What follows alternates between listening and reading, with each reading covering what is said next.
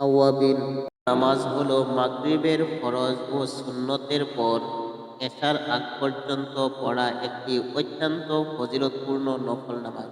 এটি সাধারণত মাগরিবের পর থেকে এশার সালাতের মাঝের সময়ে 2 থেকে 20 রাকাত পর্যন্ত পড়া যায়। তবে 6 রাকাত পড়া উত্তম। এটি বেশি বেশি আল্লাহকে স্মরণকারী ব্যক্তিদের সালাত হিসাবে পরিচিত। আওয়াবিন নামাজের বিস্তারিত সময় মাগরিবের ফরজ ও সুন্নতের পর থেকে এশার সময় হওয়ার আগ পর্যন্ত।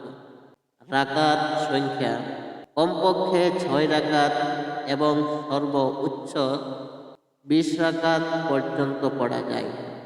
পদ্ধতি 2 রাকাত করে সালাম ফিরিয়ে 6 রাকাত পড়তে হয় বা তার চেয়ে বেশি। নিয়ত মনে মনে নিয়ত করাই যথেষ্ট যে আমি মাগরিবের পরে 6 রাকাত আওয়াবিন নফল নামাজ পড়ছি।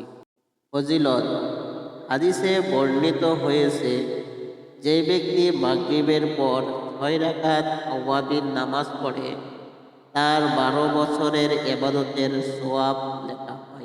বিশেষ নোট, এটি নফল নামাজ হওয়ায় নির্দিষ্ট কোনো সূরা পড়ার বাধ্যবাধকতা নেই, তবে সূরা ফাতিহার পর অন্য সূরা মিলিয়ে পড়া যায়।